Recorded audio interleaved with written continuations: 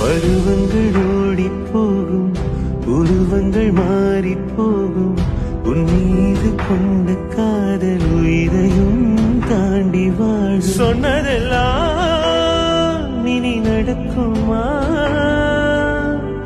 நடக்கும் நடக்கும், நான் கூட சொல்கிறேன். அழகே பிரம்மனிடம் மனு கொடுக்க போயிருந்தேன், நீ என் மனைவியாக வேண்டும் என்று. ஆண்டு பல காத்திருக்க வேண்டும் என்று அவன் சொன்னான், ஆயுள் வரை காத்திருப்பேன் என்று நானும் சொல்லி வந்தேன். என் ஆசை நிறைவேறும்